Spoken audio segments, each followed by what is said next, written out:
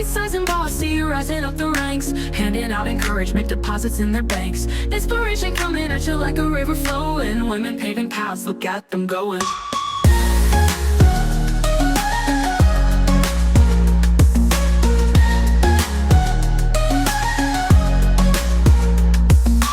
Bite-Sized and Bossy, rising up the ranks, handing out encouragement, deposits in their banks. Inspiration coming. Oh, well, I love that theme song. This is Tammy. This is Chrissy. And this is Bite-Sized and Bossy. Hey, I think it might actually be easier with two. I don't know. It's hard to get all three of us in sync. Well, yeah. So we got to call something out before we get started here today. We are missing one of the dynamic trio here. And today it's Erin. She is busy and that happens. So Chrissy and I are here on our own devices. And Chrissy, who do we have joining us today? Well, I'm so excited. Lyndsey and I've been chatting for a couple of months about having her join us on Byte-Sized and Bossy. So today we have Lyndsey Patel from Mod Pizza. Lyndsey, welcome. We're so excited to have you. Thank you.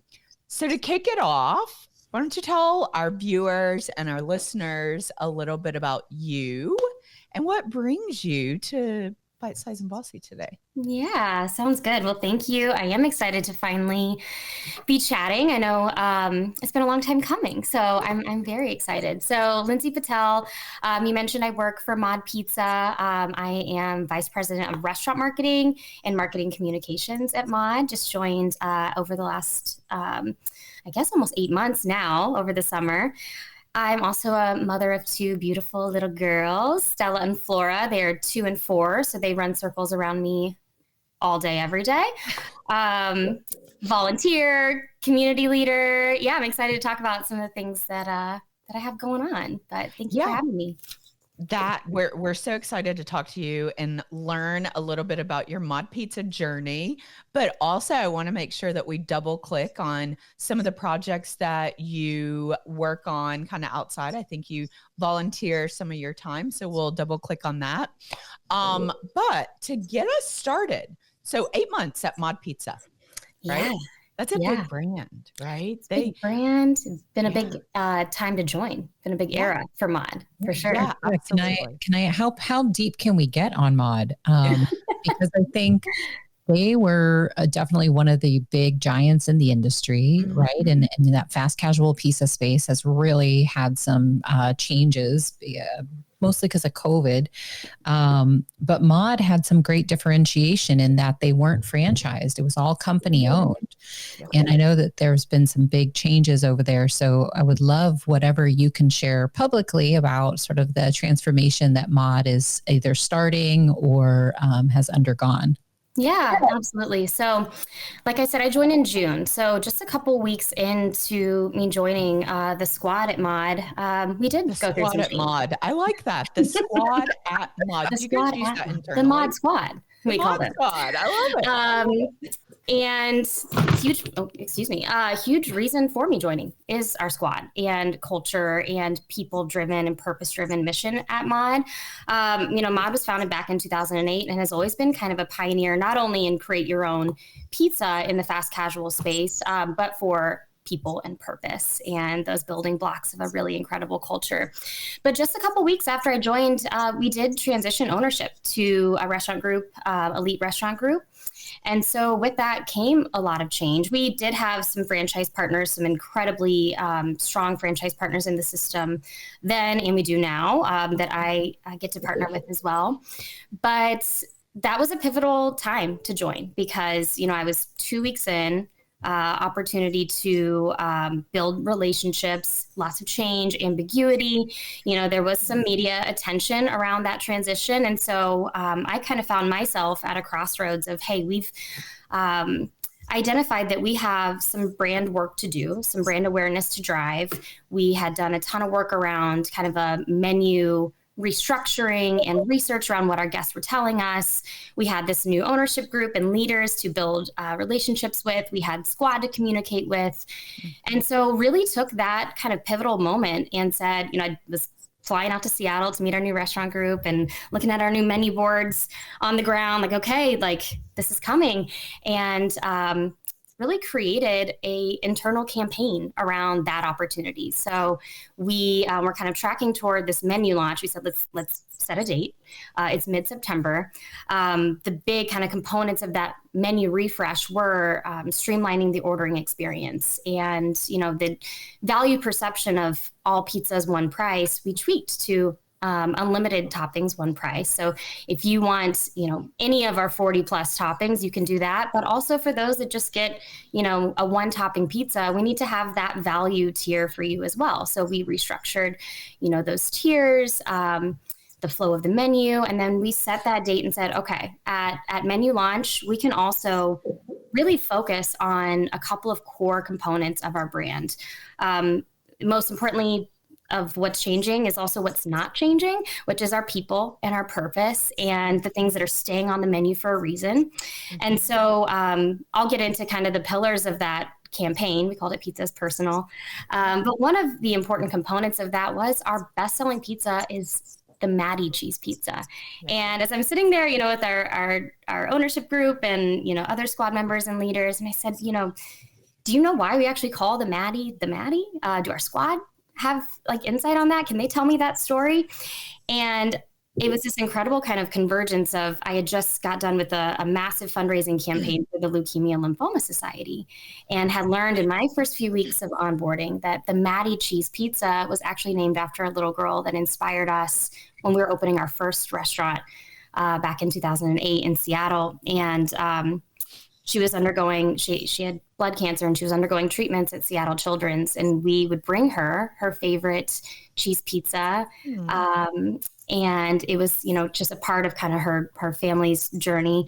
Ultimately, sadly, she did pass away, but her light continued to shine, and the impact of this little girl and just a simple cheese pizza can go so far beyond that. And so we really used that story to kind of ground us on our purpose and education around the Maddie and our full menu, and created a massive fundraising campaign around that with the Leukemia and Lymphoma Society. So I got off on a tangent of just like how that first few weeks went. But I think that shows how fast it moved. So all of what I described, and we'll get into, literally happened over a course of a couple of weeks because we kind of had that big moment, right? Of let's communicate, let's set the vision, let's refocus on our purpose, let's make sure our squad and our guests find a way to connect to us again and kind of reintroduce ourselves. So I think you guys have another really cool purpose, very different purpose, right? That really sets you guys apart, that I'd love for you to share with our audience, because I would venture to guess that not a lot of people know. One of the things that you, outside of what you've done for Maddie and the lymphoma and leukemia fundraising, but outside of that, I think what you guys are doing is really cool, and I'd love for you to talk a little bit about that. I won't steal your thunder. Yeah. I want to make sure I know which thing you're talking about. It's the big one. It's the big one. The people that you guys employ. Some of the folks you guys employ. Yes. So Mod has always been, again, just supportive of all pizzas welcome, all people welcome, both with our guests and our squad. So has historically always been a second chance employer, has worked with partners like Best Buddies for IDD employment. And so, yes, I think our diversity in how we hire and how we serve our guests is definitely part of the special makeup of the brand. I love that. So if I was listening to your story before, so you started at Mod, and then 2 weeks later, the people that hired you was a complete turnover. What was that like? And so I'd just love to understand like sort of what you went through, and were you thinking like, oh my God, I have to find a job? Like what was that sort of like for you? Well, not a complete shift. There was a lot of turnover in our leadership team. I was recruited by actually my former CMO at Raising Cane's. We spent many years growing that brand together. And so we're still working together on the Mod business. So but yes, a lot of change, and most importantly, less about my, experience with that. I was so new. It was like, how can we focus on, the squad that need, that vision set, that relationship built, and to really just kind of rally around our focus. And we owed it to everybody to do that within weeks. Right. So yeah, it was change, but it's been an incredible opportunity to learn through change, and a lot of the brands I've worked with prior to Mod has been a lot of scaling and growth by restaurant openings and new markets. And this has been a different type of change and scale, to kind of reintroduce, a new era and more of a, focus on driving by closing the gap in a sales gap and recommitting to new menu and purpose and all that. And do you think that comes from like working your way up the chain, right? So I'm assuming like you're a VP now. What was your title when you were at Raising Cane's? Because it sounds like maybe the work itself is elevating as you are elevating in your career.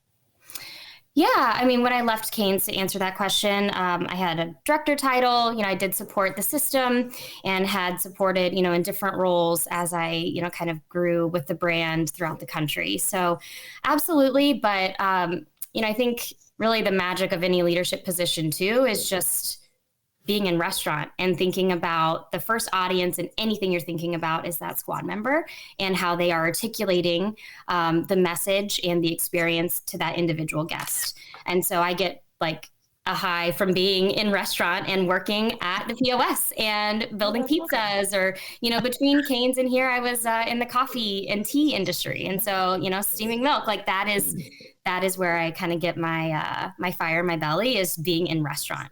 Any day that, it feels like, a new challenge or something to try and work through, or problem solving, I tell my team too, like, let's get out and let's get in restaurant. Let's go see how this is translating. Let's go see how our squad feel today. Let's go, listen to a guest order something new, and how does that flow work? So that's awesome. Yeah, that's really awesome.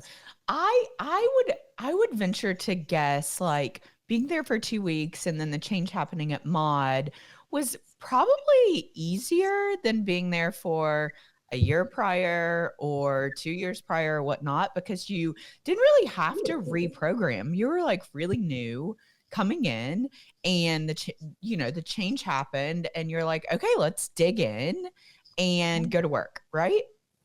Yeah, I would say so. I just wanted to contribute everything I could in the time and the place that I was in, right? So it was just an incredible, I think, timing situation for me to come in. I had an incredible team, and was ready to hit the ground running. Absolutely.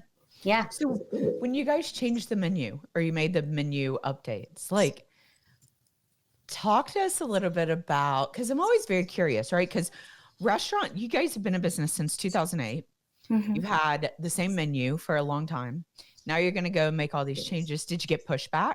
How did you guys receive that information from your customers? Where was that coming from? Did you do surveys ahead of time, surveys after?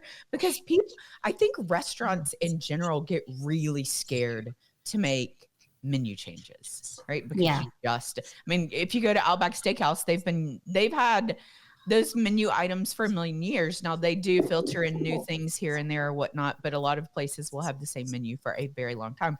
So talk to us a little bit about pushing out a new menu and how you understand, like, how you guys waged what your customers liked and what they didn't like, and did they push back, and how did y'all handle that? Yeah. So it was grounded in a lot of research that was done prior to me joining. So we knew that our guests, really appreciated the value if they understood how to order and they understood that process. But there was a lot of gap there, truthfully, of just like, okay, if I'm brand new to the brand, is this menu intimidating? Do I know how to navigate it? And a lot of that magic happens with the squad, right? They explain it to you. They walk you through it. They say, here, you can create your own thing, or we have these signatures that are fantastic, and here's my favorite.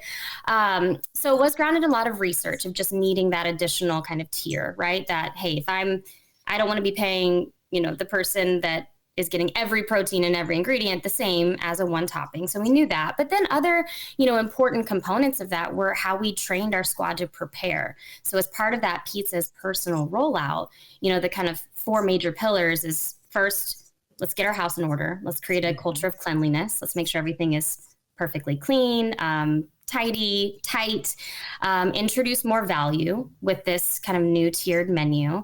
And then how do we write down or refine how to actually guide a guest through that for the first time in some ways? Like, how do we actually define this? And how do we have that point speech perfected? How do we talk about our brand? How do we describe our ingredients with that kind of culinary credibility that we want to have? Think about your favorite pizza and how to describe that. So we even introduced kind of new tools like squad generated content. So, hey, like we're going to come up and we're going to say, hey, Lauren, tell me about your favorite pizza and let's use it. We had this gap in organic social content. We had, new vendors to find. We had really just this massive, like, let's redefine how we're doing everything.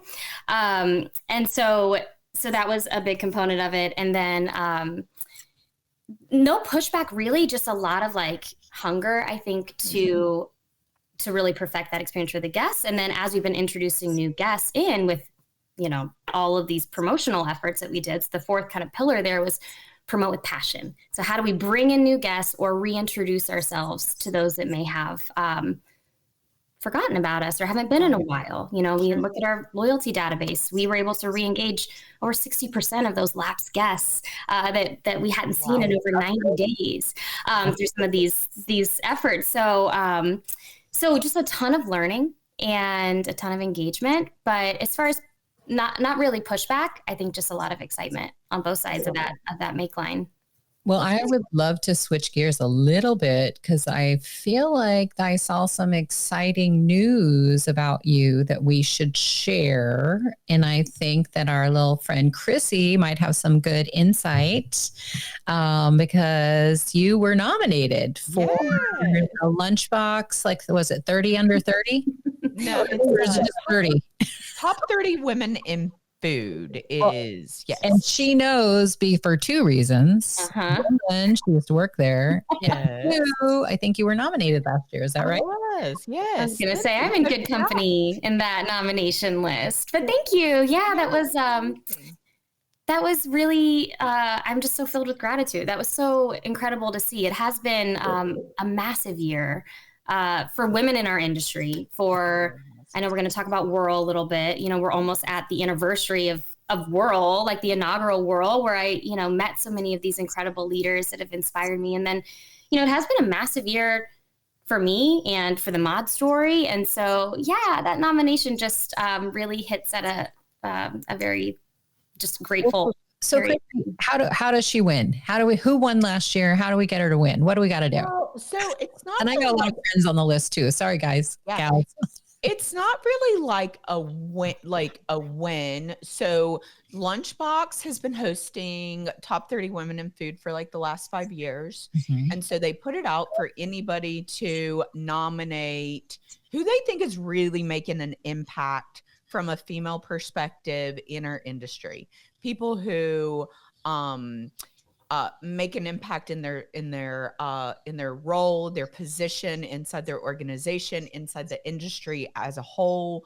And so people go and they nominate, and then they narrow it down to like 60, and then they put it back out for nominations, and then they narrow it down to the top 30. Okay. So then they host a really nice dinner, and I'm learning a lot. All of their top 30. So, you know what? It's great to have. Getting recognition is amazing, right? And when you're nominated by your peers that you're doing a great job, I think that makes it even better. And so you were nominated by your peers, which is awesome. And that means that I think you're doing a great job and you're making a great name for yourself. Yeah, so as we talk about your career and your advancements, you mentioned Raising Cane's and now you're a VP.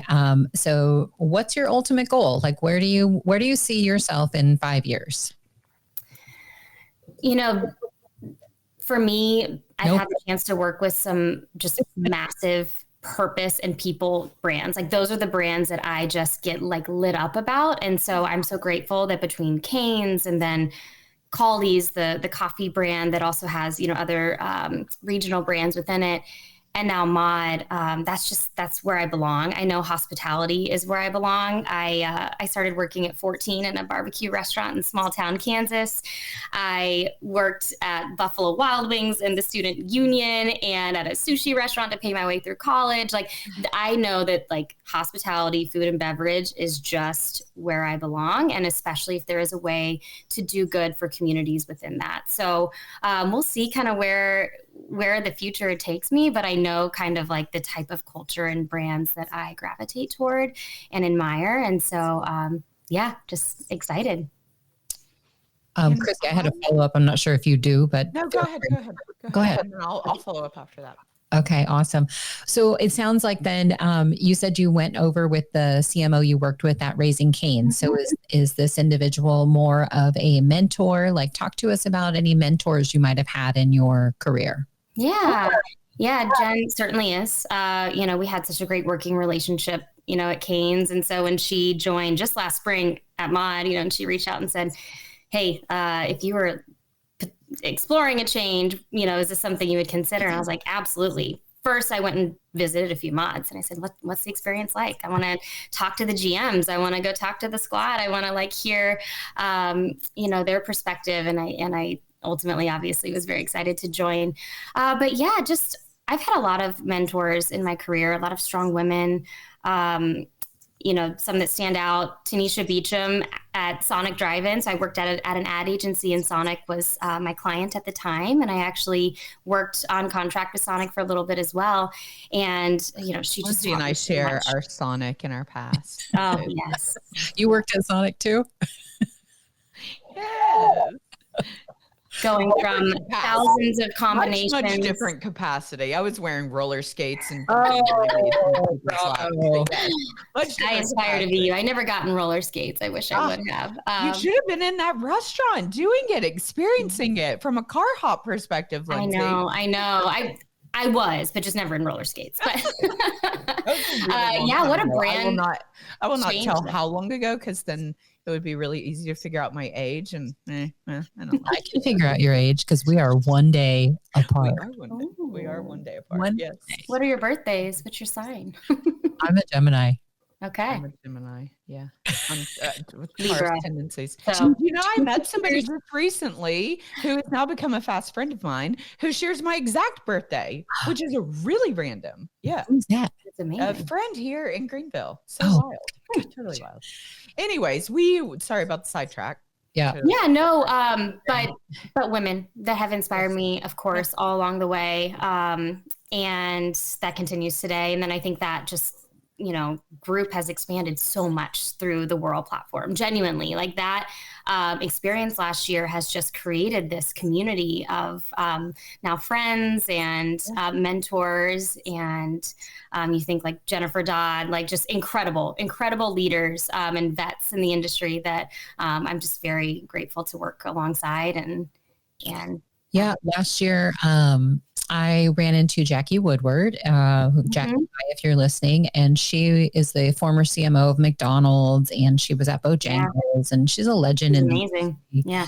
And I got to meet her last year at that event, and she's now doing some mentoring and coaching with younger women. And I have a friend who just had her CMO departed, and she wanted to be elevated into the position, and so hired Jackie to be a coach. And both of them were at Whirl last year.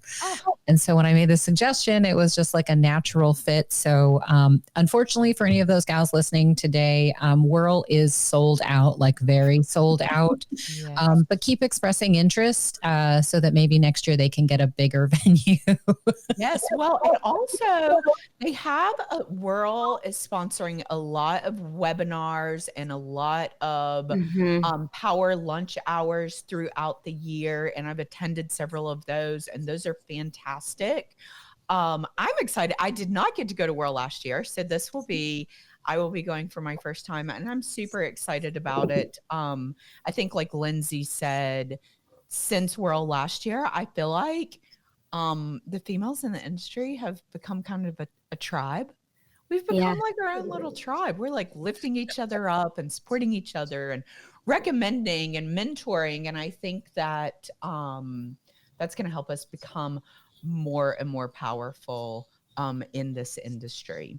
But I also... And thank you to you. I mean, you have this platform right here for that very reason, and it's incredible. So thank you for contributing to that mission. Sam, he does all the real work. Yeah, Sam does. All right.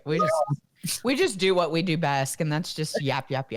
But can we talk about Mike's Hot Honey? Because I'm like, I love Mike's Hot Honey, and if I could like literally eat it on anything, I would. Hold on. I'm a California girl. What is hot honey? Mike's Hot Honey. Chili infused honey. So it's like a balance of sweet and spicy, and it is incredible. But you think you like Mike's Hot Honey. Once you meet Mike and their team, then you really love Mike's Hot Honey because they're just really good people. It's Mike a honey. I'm sorry? What? I said, is Mike a honey, like a cutie? Mike might be. Is Mike a honey? Look him up. He's in a lot of our mod collateral. Let you make that determination. That's awesome. But let me tell you about that collateral. So so Mike's actually has been a longtime partner of Mod. They go way back. Mod was putting hot honey on pizza before it was cool. Now you'll find it on a lot of cool brand menus. They just did a partnership with Dunkin'. I think they just announced KFC yesterday. Like they are really hitting this incredible stride. But, and part of this just exploration of everything that we can do to kind of reimagine our promotional plans and menu and partnerships and find like really authentic connections. That also goes for our vendors, right? And so with Mike's, I knew that we went back. And so we reached out to them and said, hey, we'd love to explore some ideas, like anything that you've ever wanted to do. Like, oh my gosh, we've always wanted to do something with you. So much in fact that like, we just talked to Mike directly and he said, what do you want to do? Do you want to create an LTO? I said, yes, but we got to do this. We got to do this quickly. So, they flew to Dallas, they shot content with us, they brought their photographer, like we were just like building pizzas together. Like, so the Mike's favorite pizza that's on the menu now is Mike's actual favorite pizza at Mod. So very real. That's what he orders. We added a little ricotta because ricotta, kind of makes everything better. Yes. But it's super delicious. And just the story is so cool. They go back to like early Amazon reviews. Like I tried Mike's for the first time at Mod Pizza and like that, was a cool part of our history together. So that's amazing. Let me tell you what else Mike's Hot Honey is really good on. Connecticut lobster rolls. Oh, good call. Also, interesting. Spicy margaritas with Mike's in it. That would be shake it before the ice after. Super. Yeah. That is definitely something. Oh, we should have one of those next week while we're in Nashville. We'll have to hunt it down somewhere. Well, speaking of that, so Chrissy, should we try our rapid fire questions? Feels like really quick before that. I would like to. So we were originally supposed to record Lyndsey's episode. We wanted to get it in before Whirl because she is on a panel at Whirl. So we wanted to give a shout out. So tell us about your panel. And then I want to talk just a little bit. My kids are grown. Tammy has Betty Sue that is now the world traveler. Betty Sue, I'm surprised she's not on the bed behind Tammy somewhere. But so we all have things that we are keeping alive, right? Mm-hmm. Keeping alive. Now, I don't have to keep my kids alive anymore. I have 2 dogs that I have to keep alive. But you have 2 kids. And I think the panel that you're on at Whirl talks a little bit about being a mom and work. So talk to us a little bit about that. Yeah. So I mentioned my girls are 2 and 4. So they're tiny and busy and vibrant and a blast. And our panel is about balancing motherhood and career. And how do you do both of those, and just some of the challenges we face and ways that motherhood actually, for me kind of magnifies my career and what I want out of it and what's important for me out of it. So we'll be talking about, some of those topics on the panel, even things like how do you think about your business differently as a mother of young kids. So, part of, the last several months at Mod has been an increased focus on, families and kids eat free promotions and ways that we can engage this, like create an emotional connection with families. And so we'll be talking about all kinds of topics like that. And then for me, my kids have just kind of helped me. I bring them into everything that I'm doing, from Mod to creating content for Halloween to, going and doing quality checks at the restaurant to, some of the philanthropic components of that too. They're really my why. And I want them to see that I get so much out of my career and my passion for what I do that I hope that they can, take into their future as well. So, yeah. That's awesome. And do you work from home pretty much full time? I do when I'm not traveling. Yep. I'm in Seattle. And then I have, a team that's throughout the country in the field. And so I get to travel to visit them and engage in local markets. I'll be heading to Denver at the end of this week to go support one of our franchise partners in a big event activation for Valentine's Day. So nice. Squad will be my Valentine's. Well, that is fantastic. We do have, I think I told you when we were chatting, we used to call it, wait, what did we call it?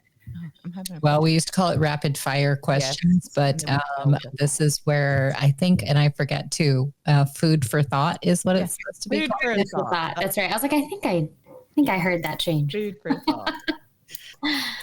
So I always ask, what's your favorite restaurant food? And it really shouldn't be your own company's. Like, where do you eat? Where's your favorite place? Could be independent or a chain or both. Yeah. So I live in St. Louis, and we have a really, really good food scene in St. Louis. Not everybody knows that, but like just really good culinary scene. So for full service date night, we go to a place called Louis in Des Moines. It's like just amazing Italian food and like best wine.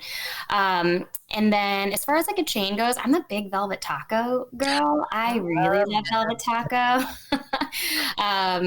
Clay Dover, who's now their president, was like originally the CMO at Cane's that hired me. And so I've just been a big fangirl of the brand as they've grown, and just love like their global influence and their chicken tikka tacos. I would fly back with me in any city I was in. I would pack them up and bring them back. Oh my God. For my husband. I'm going to have to try that. Definitely going to have to try that. Okay. So you travel a lot, and I know when I travel and I'm exhausted, there are a few things that I do in my hotel at the end of the day to try to relax. And, what is something when you're traveling for work and your day is over that you like to maybe pamper yourself or indulge yourself with? First thing I do is generally FaceTime my kids because I've been missing them and I want to say hello and check in. I usually have a glass of red wine. What kind of red wine? What's your preference? I love old world reds, really specifically a Montepulciano. I love like Tuscan reds. If you're asking that specifically. I was, yeah. Many people will send them to you. I'm sorry. Pinot Noir. No. No, that sounds like, no, I visited there once and it just left a huge impression on me. My husband and I love to travel internationally. Our daughter Flora is named after the city of Florence. So that region has a hold on me. So very nice. Yeah. Okay. What's your guilty pleasure then, besides the wine drinking? Besides the wine drinking. Nice hot honey. I think Chrissy had the same thought, right? Yeah. During the day, if I need to just kind of break out and get like a treat, I will go get like a really nice like oat latte from a local great coffee shop.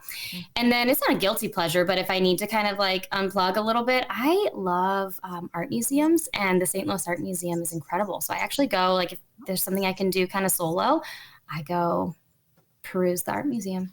Wow. Yeah. I like that. And I think the last question that we have is, today, where you're at in your career and in your family life, what is a piece of advice that you would give to your younger self?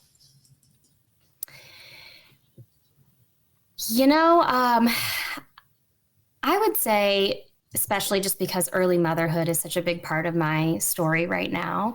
There's been, these points where I've had this kind of, I've held on so much of my identity to career and, community and the things that had defined me. And I think just being able to lean in and embrace some of those natural pivots that motherhood brings more quickly, instead of trying to fight, like, I can do it all, nothing will change. Like, of course you're going to change.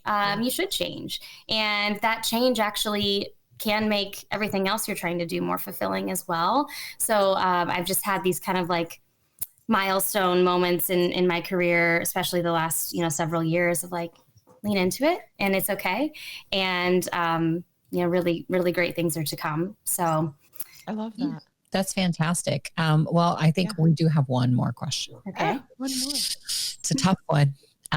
No, we always ask everybody on the show to essentially nominate someone else to come on. So you mentioned a lot of great folks in this call today or in this chat that clearly are mentors or whatnot, but somebody else who we can, help share their story, help lift them up, or has a great story just that can inspire other women. And feel free to name one or three or whoever you think would be good to come on here with us. Yeah, I have mentioned a few, and I would say if Jen Dodd's not on your list, she should be, right? Like she just is just a wealth of great advice and career knowledge. Yeah. Somebody that I admire from afar, I've never gotten the chance to meet, but from what your team says about your leadership, I think that says a lot about who you are as well, by, separation. So Stephanie Santel, she is now the COO of Shake Shack. She, I'm close with several people with the brand and have just heard such amazing things. I think she joined the brand the same week I joined Mod. So it's just like, I think in that time span, like cool to hear, some of the stories of her leadership. We would love an intro. No, I don't know her personally, but so somebody who knows if you're out there listening, we would love to tell your story. Join us. Yeah, Don't we could connect, I'm sure. Might be the at same Whirl. people. I may have seen her name. There you go. Very Whirl. cool. So, All right. maybe, So Tammy, there's our we chance. should make sure to introduce ourselves. I think we just need to wear T-shirts at World that say like, "Want to be on our podcast?" Hey, that's a great idea. Actually, that's a great idea. Oh, and Erin's good at making T-shirts. We'll put her kids in charge of this. Yes. I told Chrissy this too, but I was so excited when I first saw this podcast name on the email come across, because I feel like I have to warn people when I meet them. Like, I'm actually 4'10", and I always I am kind of bite-sized. You are bite-sized. Hey.